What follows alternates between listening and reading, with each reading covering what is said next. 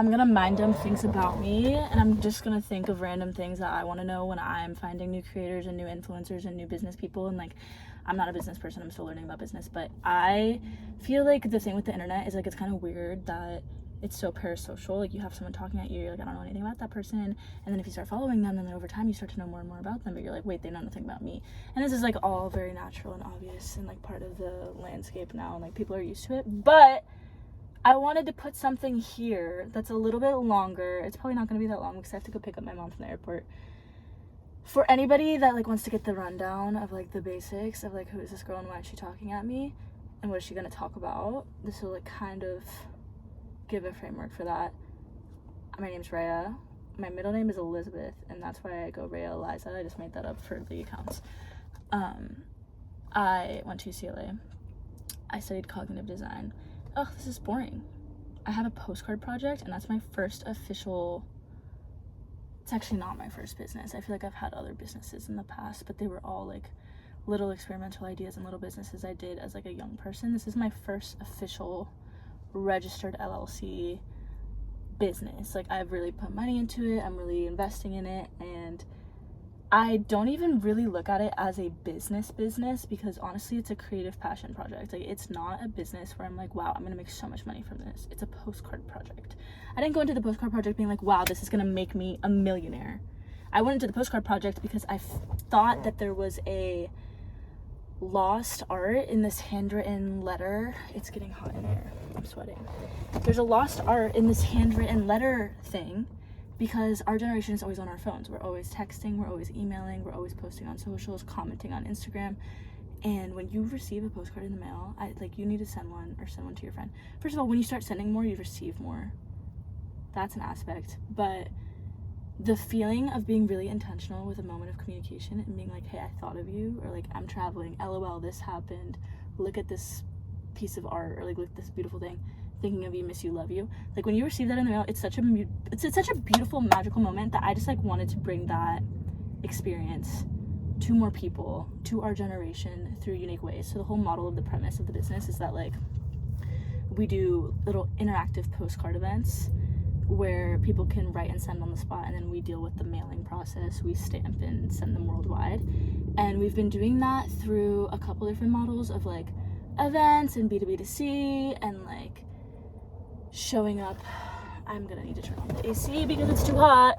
We have a postcard book. Down the line we have this little vending machine model where you can pick your design, print out the postcard, write it, drop it back in, and then we mail it for you. So like, think airports, train stations, tourist hotspots, whatever. So that's my little passion project, and that passion project kind of instigated me into being like, yo, creative business or social entrepreneurship, any type of business that's like, okay, we're not just flipping this to make money. Like, there's such an opportunity to learn about this culture and community impact through the medium of business. And I'm not super business educated or smart with business. My business is not profitable yet. Like, I cannot be teaching business skills, but I do feel really intrigued by ways that you can use business as a tool for social impact, because you're investing money into something that's then going to create experiences for other people that then aggregate, right? And then as it makes money, you can invest more money into it so that it scales and spreads and reaches more people. And I'm like, doing this postcard thing, like, wow, this is actually really interesting. And not because it's making me money, it's interesting because I feel like I'm providing value to the world through this thing that I'm making.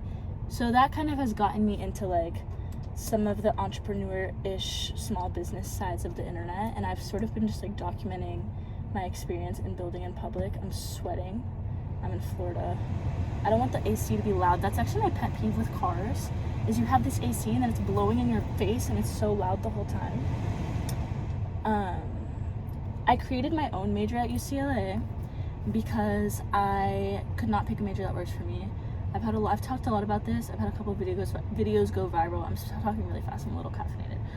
I've had a couple of videos go viral about that subject because it's not that common, and it was the perfect amount. I'm getting a phone call. I'm so popular. Just kidding. It's my dad. I forgot what I was talking about. Oh, I think I was talking about the major thing. Yeah, it took me 6 years to graduate. I was in and out of school. I took multiple gap years. I worked throughout college. I did different jobs. And I really was super risk oriented. So like I was really comfortable being risky, and my whole perspective around risk tolerance is like I'm young, so I have time to recover. I learned about investing. I threw a lot of my money into investing. I had a lot of success with that. I had a lot of losses with that, but ultimately like that project taught me a lot about emotional stability and risk, and gave me some cushion for now this post-grad period where I'm like trying to figure out what I want to do. Because in some ways I really need structure, so it's like time to get a job, but in other ways I'm like, I feel like I love living an artist life, like this creative business life-ish. And I am an artist. I paint and I draw, and you can see my portfolio on my link in bio if you want to see my stuff. I've sold a couple of my paintings recently. That's been interesting, but like I don't primarily paint. Like it's not my focus to be a painter and to sell my art, but I do love painting and selling my art because I don't like holding on to it. Like when my canvases start collecting, I'm like, they gotta go. I had this one big canvas in my car for like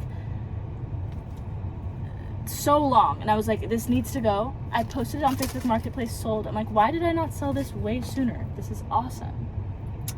My mom is from Curacao, which is an island in the Caribbean, and my dad is from California. I grew up in Florida. I'm in Florida right now. That's why I'm sweating in this car, because it's humid and hot. I love the humid and hot.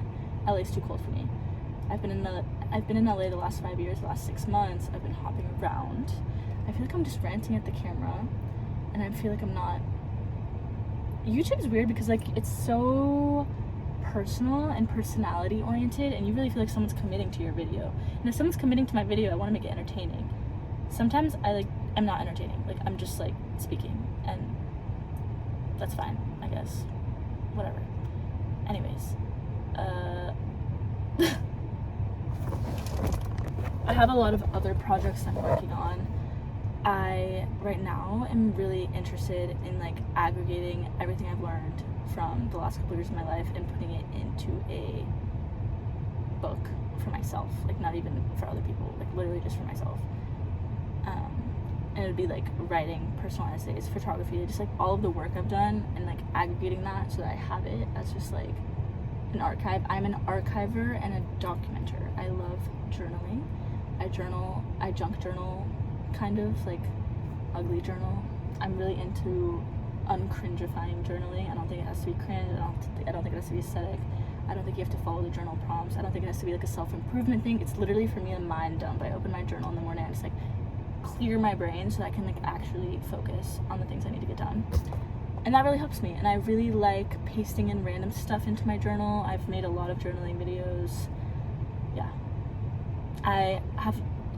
Something I struggle with is my sense of style. I'm literally just thinking of random things at the top of my head. I struggle with my sense of style, which is why right now I'm experimenting with jewelry again. I think when I was younger I would have stacks, like Visco Girl era stacks, and now I am trying to like do that with a little bit more intention. I kind of lean simple staples, and that's something that I'm exploring.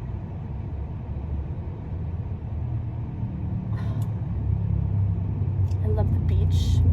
I love scuba diving. I love traveling. I took 2 gap years and traveled. I feel like right now I'm in a phase of my life where I don't need to travel as much because I've been traveling too much, where I feel like I'm in a constant state of movement instead of giving myself the structure and routines that I know will help me feel a little bit more centered and will be more conducive to my success. Because it's like I have been traveling and I was getting a high from that, and like really exploring and being a wanderer and exploring different cultures. And now I'm in a point in my life where like the fulfillment is coming from the work and getting better at being in the work and being like a little bit giving myself more direction with the creative path I want to take, while still allowing myself to like get creative inspiration from like different life experiences. So now I'm like, I need to stop traveling. I need to sit my ass down for a second and really focus and work on my projects, see which one's gonna stick, see which one is like where I should really be dedicating my energy right now, and then from there I can kind of like redirect and move around again. I think I'm gonna go back to LA in September. The last 6 months I've been like a little bit of everywhere. My mom's a flight attendant, so I am able to fly standby, which I'm so grateful for. That is a massive privilege in my life, because I would probably not be able to live the lifestyle that I do had I not had that. I don't really know what else to talk about right now, so I'm gonna end the video, and you guys will learn more about me as we go. And if you watch this, you're the best, and I'm very grateful. And I don't know anything about YouTube, so just, it's gonna be bad in the beginning, and I know that, and it's gonna be a little embarrassing for me, but it's okay. Not embarrassing. I actually don't believe in the concept of embarrassment. I feel like feeling embarrassed is a choice, and you can just choose not to feel embarrassed, because like putting yourself out there is not embarrassing.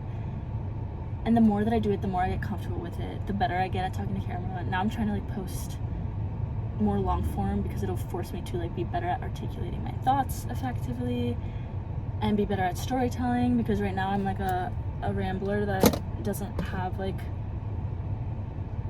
you know, the climax of the story, resolution. It's all skills, and I'm learning. Thank you. Have a great night. I'm gonna go pick up my mom for the airport.